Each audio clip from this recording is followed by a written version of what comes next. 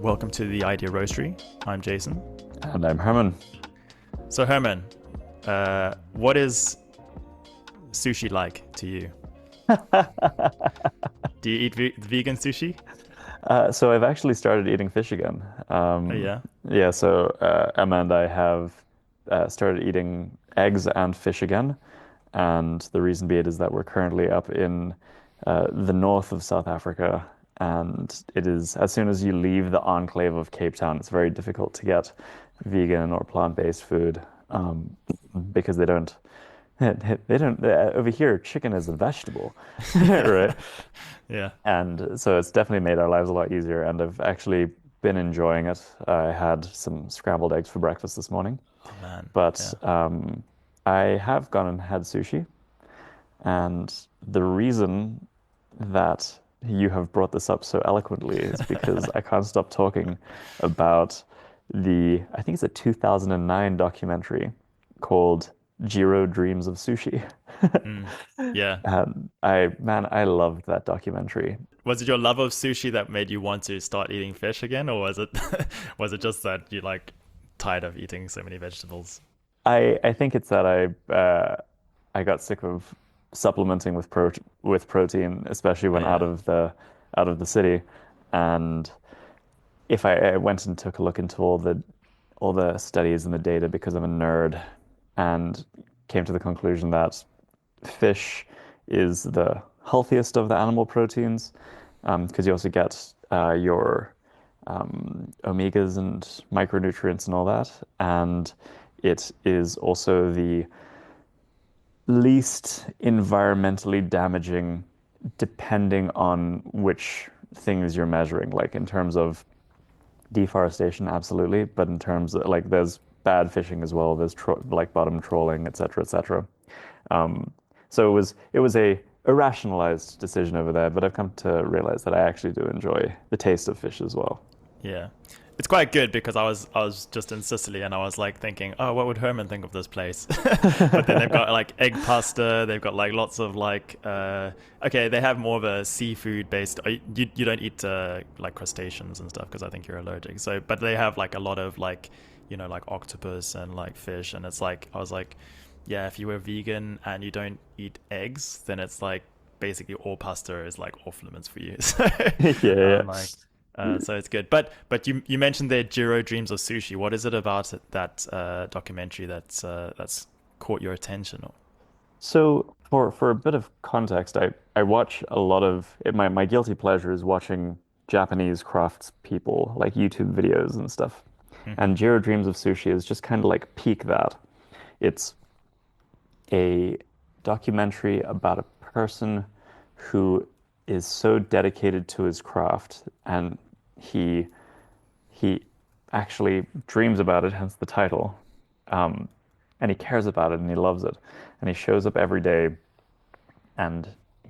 day with the intention of improving his craft, getting slightly better at it, trying to make his sushi just a little bit more tasty, trying to make sure his guests are a little bit more happy. And you can tell that this isn't a financially motivated thing. He's a very simple person and he doesn't really have any big expenses in his life.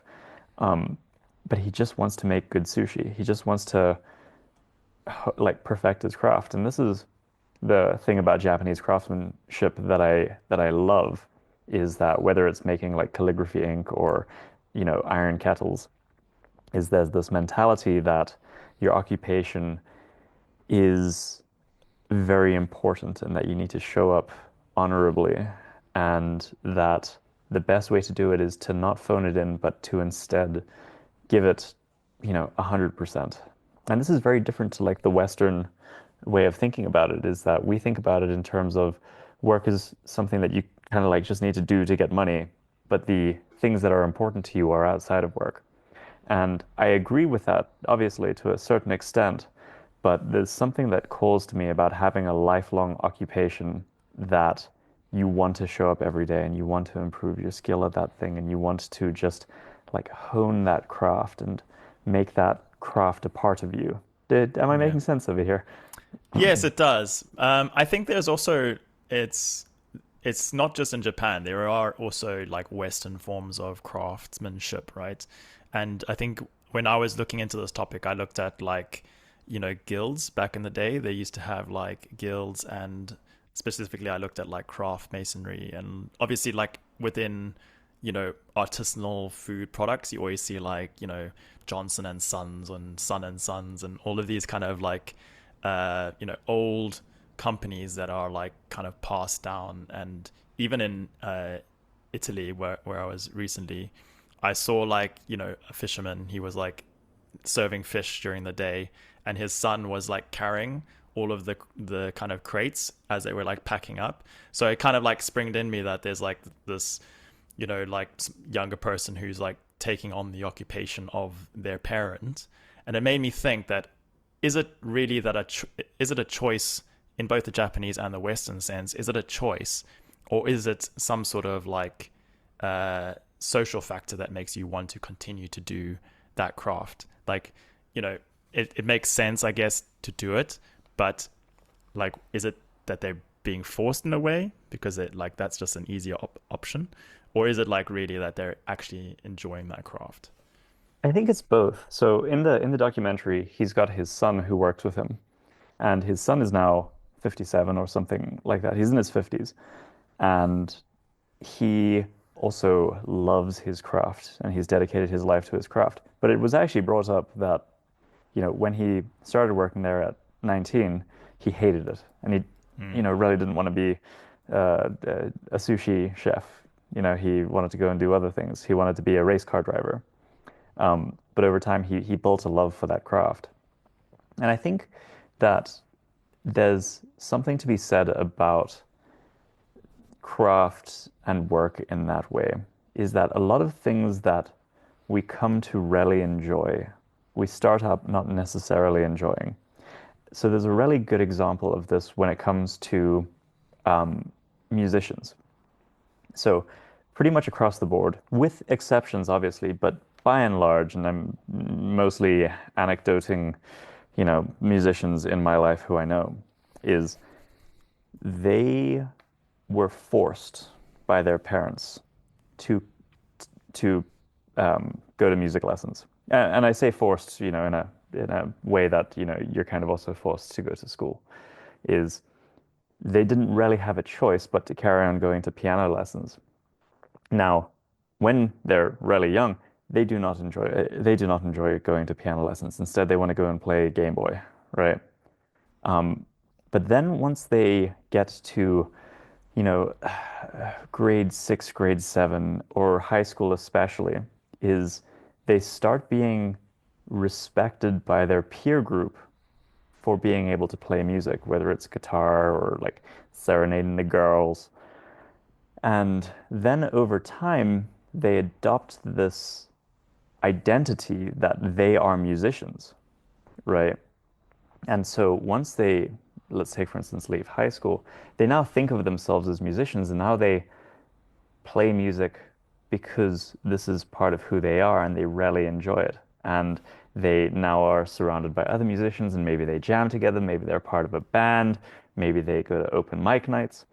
And if we take a look at the beginning and we only looked at the initial 5, maybe even 10 years of going to piano lessons, and we say like, well, did do they actually enjoy doing this? The answer would probably be no.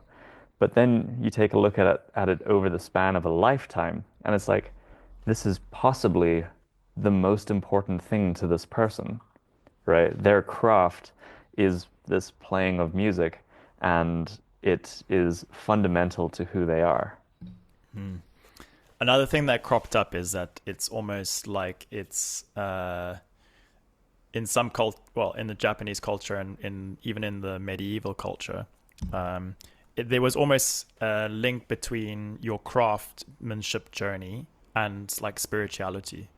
So like you would come in as like a novice, and in some cases it wouldn't necessarily be that your child would go into that profession, but it just happened to be that if you were part of a guild, your child would be like more eligible because you would be able to vouch for your kid to join this guild. And that sort of journey from being a novice to journeyman and then eventually to open up your own workshop and become a master was almost akin to like a spiritual journey, as like Mm. you went through like a hard time, you learned this craft, and at the end of it you got the fruits at that time, which was, obviously you'd be able to be a little bit more well off because you've got like clients and customers and you're actually like doing a craft.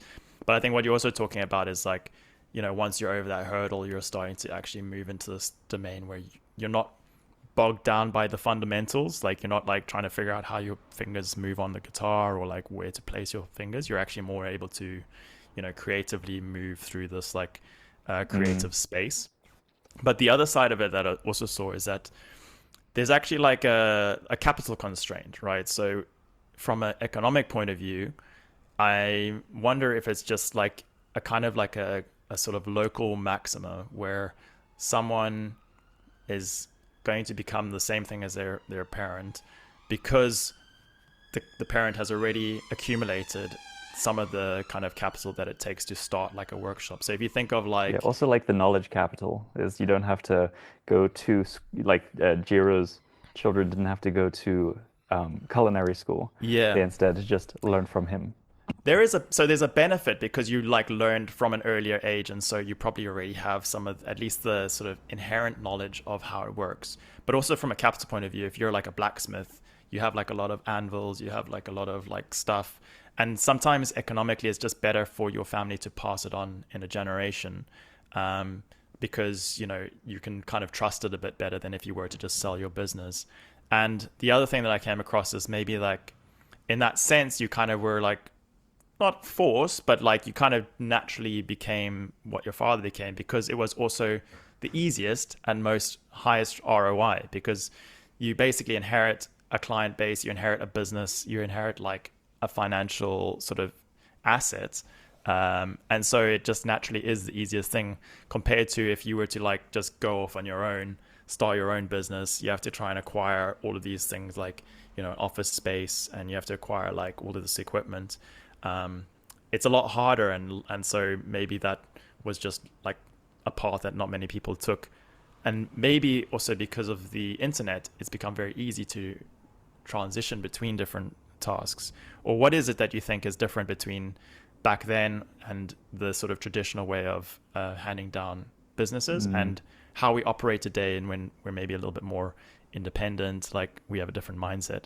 So I think it's actually a cultural thing, to be honest. So if you think about the Western way of operating a business is let's take for instance you are a leather worker and you make leather goods. So the Western way of doing this is that you create your line of purses and you make them to a very high quality and you bring on you hire into the business, right? With the intention that your employees take over the work that you do. And then at some point, once you've done your marketing, once you've done it's everything, you can step back and the business is autonomous. It doesn't require you anymore. And now you can go and you can sit and drink beer on the beach, right? Whereas with a lot of um, culturally traditional Japanese crafts is the intention is for you to carry on working there. So like let's take Jiro's restaurant is just such a great example of this. Is he's probably in his 90s, late 80s, early 90s, and he's still working there, right? His restaurant has got 3 Michelin stars, and it's still in like the subway or something like that, right? Um, he very much has the capacity to hire pretty decent chefs to come and he trains them up. Do we know this though? Because isn't it the premise that he doesn't charge that much, or is it that He it is still quite a charges high quite a bit. price? It's quite expensive. I mean, back in the 2008, 2009 documentary, it started off at like I think 5,000 rand starting per Mm, seat, okay. right?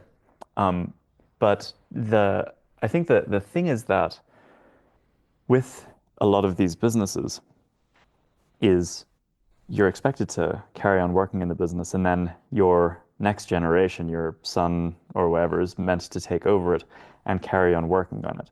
And it's not with the mentality of you're creating an asset and then that asset, becomes a standalone um, money-making machine, is that it's actually an occupation for you. And if you take a look at Japan compared to the rest of the world, it's got the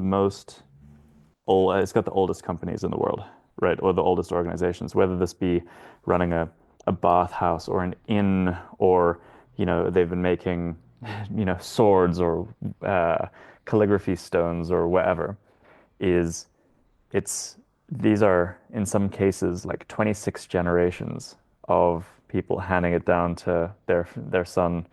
And what's quite interesting is that if they don't have a male heir, then they will adopt into the family. They'll adopt someone to be their son so that it carries on, it stays within the family. And I think that that's actually such a fascinating uh, way to do it, and it is also very cultural. And if we take a look at, the record historically, these are the longest lasting companies in the world, so they're doing something right. Whereas if you are thinking of it in purely the economic sense, you can create a lot of value, you can make a standalone asset. But because the people who own that asset aren't necessarily invested in it, they don't have a vested interest in keeping it going forever. So what you do is you build it and then you can sell it, right? And then private equity buys it and kills it, and you just that's like the American way. But then I'm thinking like the contrast to today, or the way that maybe more like modern Westerners think. I think there's this idea of like sort of self-actualization, and I think it's like as we've grown up in this sort of modern era, is like everyone's been told that you can just be whatever you want to be, and you don't have to sort of be tied into these like generational sort of pathway. Because I can imagine someone who's maybe like the fifth generation mortician, or the fifth generation sort of funeral home director, and maybe it's not like the job that you've always wanted to do. Maybe you Yeah. wanted to become like a painter. And I can imagine, especially in that Japanese culture, there is like a shunning almost, like if like, oh, you've got like multiple generations of being a baker, and now you want to like start like doing fish or something. Mm. It's kind of like there's like a societal expectation that you're going to continue to do that. And do you think that people maybe get trapped in that? Or do you think it's better that you have the ability to switch, as we do in the West, where you can kind of change Yeah. occupation and do something Well, different? so you're absolutely right. And what is interesting, and because I do watch all these mini docus on that, a lot of what happens is the current next generation, like our age generation, are deciding to go and do other things, right? So, uh, a soy sauce making family business that's been alive since the 1400s. Um, our generation is like, no, I want to be a social media influencer, or I want to go into computer programming or corporate finance, right? And so it kind of like ends over there. However, I do think that a lot of it isn't necessarily about the intergenerational knowledge transfer. It's about the mentality of deciding to show up for work every day as if it is something important to you. So there's another movie that I watched recently. Every now and then you watch a movie that just kind of sticks around in your brain and you think about it for months afterwards. So Saw this was one Saw of 3. those. Sorry? Saw 3. I still can't get it out of my head, man. Um, so this movie it's called Perfect Days, and it's about a janitor in Tokyo who just lives a very simple life. Um, if you haven't watched it yet, I highly recommend watching it. So he, wakes up every morning. He waters his plants. He puts on his overalls. He goes to different public bathrooms around Tokyo and he cleans them. And then after work, he hangs up his overall. He goes to the same bathhouse and he takes a shower and uses the hot tub. And then he goes to the same restaurant every day where the person has his meal ready for him and da da da. And it's a very lovely movie and it's a good example of simple living. But what I found fascinating is that they emphasized in this movie that whenever he was, you know, cleaning these bathrooms, is he was doing a great job. He showed up honorably to his work, and he would wipe down all the toilet seats properly, and even had a little mirror to look underneath the sinks so that he got that cleaned over there.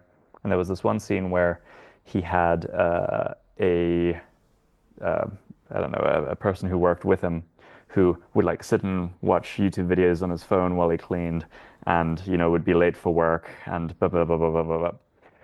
Anyhow, I found this.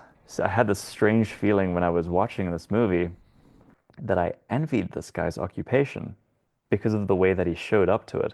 And then I had to catch myself. I'm like, wait, he's cleaning toilets, right? And that for me hit home. It was like the way that you show up to what it is you are doing is as important as the thing you are doing, right? And so I've been trying to take that mentality with me into the work that I do, is that I try and be invested and engaged with the work that I'm doing. I'm also in the process of trying to find a craft that I can spend, years of my life on, that I can get closer and closer to perfecting.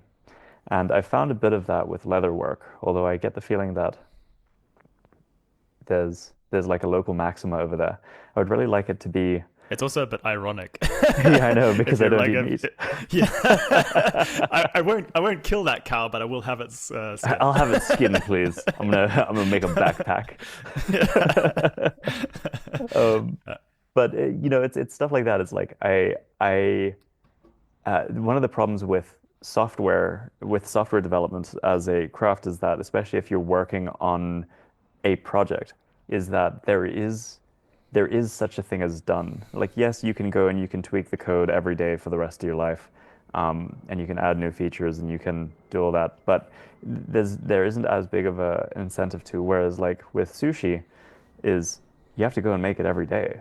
It's not like, once you've made a million pieces of sushi, you're done. No, no, no, no, no. People still need to have sushi Mm. made and put down in front of them. And so Yeah. there's something about that that really appeals to me. And do you think like the attraction to these kind of crafts, and I feel like it's in it. There's crafts in the sense that everyone wants to become like a sword maker or like a good baker, but no one's really talking about I want to just like become like a trucking. I want to be a trucking magnate, or I want to take over a business of someone who's like doing something that's like, I want to be a garbage man, like start a garbage man business because it's like something fulfilling. There is kind of like a push towards certain like perceived good crafts, but also do you think it's like, is it a spirituality thing? Because I think one of the things that came across when I was doing some research is that uh, in the past people were like a lot more connected to religion, and religion is also this kind of weird thing where you don't really get any benefit from it, like economically, maybe socially you do, but it's something that you invest time and you do it over many years. And similar to like I was talking about the masons and like guilds, is that you have this like kind of spiritual journey, and maybe the lack of spirituality in people's day-to-day lives is what's drawing people to these kind of crafts. And do you see it as maybe like it's a parallel to spirituality, or is it just that people just um, lack that element of like progressively doing something that doesn't really have a direct economic benefit, but it does do something for the soul? Is there something in that? I think there definitely is something over there, is that, keep in mind that your occupation is the thing that you do with your day, with the majority of your day every day. There's um, also the times that I am the most engaged and the most in flow and I'm enjoying myself the most is when I am fully engaged with the task at hand, when I've really bitten into it. And in many ways, you have to choose to do that, right? Is that I remember back in university, I thought that I could watch Family Guy while doing my project, right? And I see people like have a little YouTube screen open while they're doing their work, and I know for a fact that they are doing subpar work, right? And that they're not engaged with their work and they're not really enjoying themselves. Um, and so my feeling over there is that, yeah, yes, this is spiritual with a certain definition of spirituality, because you are kind of what you spend most of your time doing. But also you're trying to get over that hump because we said that like it's going to take 10 years to be good. And so in a sense you're kind of like you're investing time for 10 years to get to this point which you don't know if you're going to achieve because you might like end up being not that good at it. And so it's kind of like you're going through a really hard time for 10 years until you get to that point. So you Mm. kind of like you believe you'll get there. It's like, you know, like the afterlife. You think you're going to get there, but maybe you don't, or maybe you do. And maybe that's like the trade-off that you're making in your head when you're doing these crafts. I hear you. I mean, so if we take a look at the whole toilet cleaner analogy, is that it doesn't become it's not very difficult to become a really good toilet cleaner. But the act of showing up every day and deciding to be as engaged with your job as is possible, I think is the key.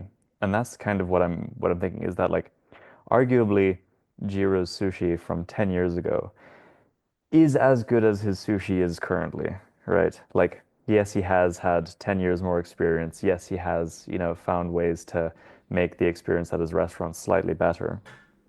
But as unless you're maybe like the ultimate sushi critic, you would probably not be able to tell a very big difference between it. And I think it's just the act of being engaged with headcraft and showing up every day and doing that thing that, after a period of time, like with the musician analogy, brings you joy. Mm. But I think that then there's like those are two different, slightly different, but they are kind of related. The first one is like you have something that you can progressively get better at, but you can only get progressively better if you have the dedication to actually like commit to doing that, and Yeah, also so the like one feeds discipline. into the other. Yeah, and also the discipline. So the guy who's cleaning toilets is maybe very disciplined, and he like you listen to a lot of influencers who talk about discipline being almost like relaxing because you're just doing the same thing every day, like you're going to gym at the same time and you don't have to think about like, oh, what am I going to do, am I going to do this and this. And so you get like stuck into this kind of like discipline motion, like repeated stuff. But in order to reach those high like 10-year cycles to become a great musician, you kind of have to do all that like shit work and like just grind through for like a couple of years. And I guess it's the same. And what I'm trying to ask is like, is it possible for people to have that without necessarily taking up like a physical craft? Could it be? I mean, you can get this maybe in coding because you do have this like learning gap where you kind of don't know stuff. Maybe you can become like a really good business owner. Like you can have, if you have like SaaS companies or if you're doing something remote. Or do you think there is something that you have to be physically doing that? I think that it is possible, and I've only really been a coder, so take everything I say with that context. But I think it's possible to decide to show up to your job as an accountant or your job as a social media manager or as a customer care person at a car rental place. You can decide to show up every day and try and do the best job that you can do, right? The reason that I say a customer service agent at a car rental place is that I rented a car up here in Joburg, and I had the best experience with a car rental service agent. He was charming, enthusiastic, cracked some jokes, at like 8 a.m. in the morning, and he even managed to upsell me on the premium insurance, uh, Wow. just because he was so there and engaged and energetic but in a way that was like disarming, right? And so if he obviously, whether consciously or unconsciously, woke up that morning and said, I'm going to show up for my job and I'm going to do it very well. Whereas I've had many, many, many customer service agents who just could not give a fuck. And I can tell you who is A, going to, be better at their job and probably excel at it and maybe get promoted and make more money. But I can also tell you who's enjoying themselves more, right? And it's him. Yeah. But is that necessarily? I think the thing is like sometimes people don't get the choice as much, right? I think having spoken to people who've worked in retail, it's kind of, and also it's kind of a topic here in the UK as well, as like people who work in retail. If you walk into a store, you expect everyone to be like glowing and happy and like trying to like, hey, how was your day? Like, like how, like American, like howdy doody, like Yeah, yeah, how yeah. can I help you? And even if you're not feeling that great, you still have to like project this sort of happiness. And as that example of renting a car, it kind of like works for the business because you did upgrade, and that's obviously like profitable for the business. Um, it it's like almost this expectation that people have to always be happy all the time, even if like your kid's like really sick at home or you've got like other things going on. Do you think it's like necessarily like the choice, or maybe the one person's just more fulfilled in general? Is like is it something that they've chosen, or is it something that's just a Mm. factor of whether they're I happy hear or you, not? and I do certainly empathize for people working in retail, especially, because they are subject to abuse by customers and, you know, stuff like that. Um, I don't have a good answer for you over there. However, I will say that even in their case, trying their best to show up for their job will lead to better outcomes for them and more satisfaction than if they decided to just phone it in. Yeah, exactly. I found the same as is like if your head's in a different space and you're not, it's kind of like being present, right? It's like that's Yeah, like it's kind like of where we can occupational get mindfulness. exactly, because like I've had this like a lot of the time is that I'm always been like a bit of a daydreamer, and like you know you're always thinking about that next milestone, or what if I was that sort of leader of that company, or if I was that sort of tech like senior guy. And you don't really enjoy the art of being like where you are at the moment. And for some, it is like they couldn't find any other job, and so this is a job that they've managed to find, and they're just kind of they just want their paycheck. But then, as you say, like you're not gonna get to this point where you kind of like self actualizing, I guess. And then there's also the side, like if you read, I think it's Daniel Pink's Drive. There's like being able to pursue mastery is one of those like critical skills that gets people motivated in an organization. So some areas there's just as you say, like a toilet cleaner can only clean a toilet as much as like it's like polished, like polished rims. Like so, there's not really like any sort of mastery in that, and maybe people do get sort of despondent with that. But um, yeah, definitely a thing where you need to kind of like show up.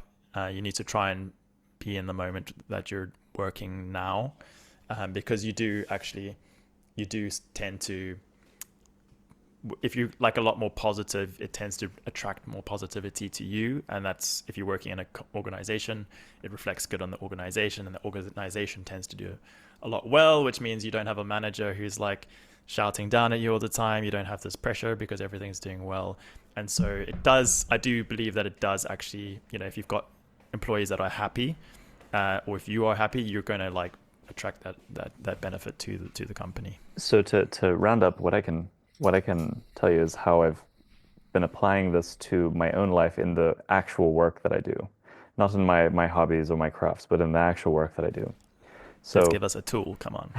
my with Bear, my blogging platform, is the software itself is mostly done, right? Yes, I will do some bug fixes or some small tweaks, or maybe a feature if I'm feeling that that needs to be built. But every day I have emails. Not a lot, but I have emails that need my attention. And and this has always been something that I'm like, oh, I have to go and do these emails. And I've recently tried to reframe that. No, or not even reframe that. I've decided that I am going to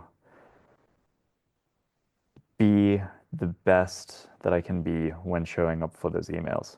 So I'll open up my email client, not with let me just quickly get through this, but instead, let me address each of these emails in the best way that I possibly can.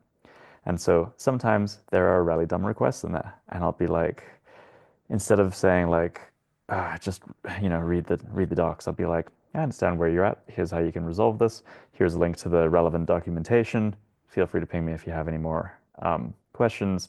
off they go. And and then I'll also receive good emails that make me feel good. Da, da, da, da. What's really interesting is that this has had two unrelated impacts. The first one is that people will email me back and say like, "Hey, thanks for, replying so promptly and so personally, and I appreciate the work that you do. That's awesome." Um, and this has led to more business because I've literally read posts where people say like, and Herman is really responsive and a nice guy. And I'm like, stop it. But then people read that and they're like, here's a platform that I can use, and if I ever need to, I can get in touch with the person who runs it. On the inverse side, it also helps me with it because I'm now more motivated to do that because I'm having positive interactions over here, and I'm not just dealing with this schlep part of my job. Instead, it is something that I am showing up to do. And I think that that's a healthy way to go about it. Yeah. So you've managed to reframe it as something that's positive. I had the same thing when I was working in support in Amazon. I think like you definitely feel the gratitude from people when you like give a really nice email. We had this thing. I was like, would you pay money to like actually receive this email, or if you were uh, like a customer? And obviously Amazon's very customer obsessed, and they're like have a lot of these stories, and it is kind of the stories that there's one story that they always tell is like there was someone they'd ordered like an Xbox for their kid, but it wasn't going to be, it was like lost and it's supposed to be for Christmas, and so they just sent them another Xbox. And that like those kind of stories, and similar to your story where there's like a good customer interaction, those like permeate and people hear about them, and that actually it ends up giving you goodwill, and so you do get like you get some sort of beneficial reward from word of mouth, because good stuff does tend to spread nicely, and everyone gets like, that's a really like nice story in between all of these like really horrific like news posts. Yeah, But completely. it's great that you've been able to reframe it, and I think everyone can kind of take that away and say like apart from like the discipline part and finding something that you can progress in, is just to come at it with like the right mindset, and it can make a really big difference on how you progress through your career and through your life. 100%. 100%. Thanks for the chat. Yeah, nice chat. Cheers.